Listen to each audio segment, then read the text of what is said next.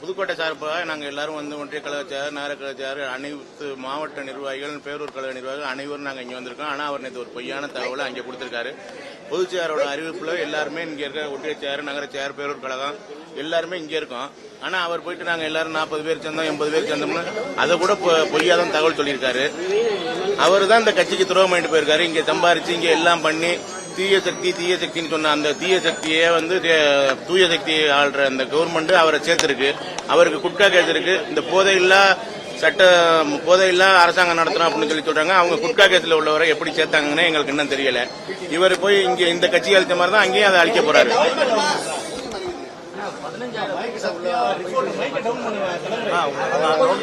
1000 பேர் நீங்க பாலிமர் நியூஸ்லயே நான் பாத்திருக்கேன். நான் பார்த்தது வந்து பாலிமர் நியூஸ்ல போடுறதுலாம் பாத்திருக்கேன். 2000 பேர் இருந்தாங்கன்னா பேசையில வந்து 2000 பேர் இருக்கையில 1000 பேர் வெளியாயிட்டாங்கன்னு சொல்லி சொல்றாங்க. அது நீங்க உங்க பத்திரிகை உலகத்துக்கே தெரியும். எங்க இதுல இருந்து 150 பேர் போயிருக்காங்க. விராலிமலை தொகுதியில இருந்து மொத்தமா 6 தொகுதியில இருந்து 500 பேர் வந்திருக்காங்க. அதெல்லாம் பொய் சார். அவர் ஒத்தையமா பொதுச்செயலாக்க முடியும். பொதுச்செயலருக்குன்னு இப்ப தமிழ்நாட்டில் எங்க மாதிரி அடிமட்ட தொண்டன்ல இருந்து நிர்வாகிகள் பூரா நாங்க இருக்கோம். அவர் ஒன்னும் ஆக்கல. அவரை உருவாக்குனது பொதுச்செயலர். அதிமுக பின்னடைவு இருக்கு. அந்த மாவட்டத்தில் எந்த பின்னடைவும் இல்ல. அதிமுக விராலிமலையில இடைத்தேர்தலில் 100% வெற்றி பெற்று எடப்பாடியார் காலில்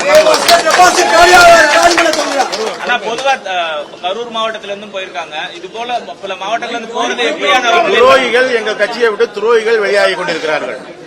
நாங்கள் வந்து இப்ப வந்து அதாவது இந்த நாங்க வந்து இப்ப கவர்மெண்ட் வந்திருந்தா இந்த மாதிரி துரோகிகள் நீடிச்சுக்கிட்டு தான் இருந்திருப்பா. அதனால வந்து பொதுச்செயலருக்கு இப்ப நல்லபடியா எல்லாரையும் அடையாளம் கண்டுகிட்டாரு.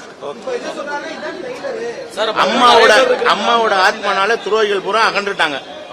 இன்னும் நிறைய பேர் வெளியேறுவாங்களா சார்? யாரும் போக மாட்டாங்க.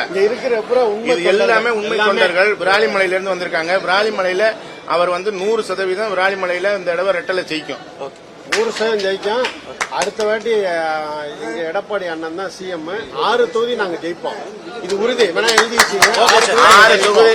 அதாவது இதுக்கு முன்னாடி கருப்பையான ஒரு மாவட்ட செயலர் இருந்தாரு. அவர் கையில 6 தொகுதி ஜெயிச்சிச்சு. இவர் வந்ததுக்கு அப்புறம் ஒரு தொகுதி அவர் ஒண்டி தான் ஜெயிச்சாரு. பாக்கி யாருக்குமே 15 வருடமா இவர் வந்ததுல இருந்து ஒரு தொகுதி தான் 3 பீரியடா தேய்ச்சிருக்கு.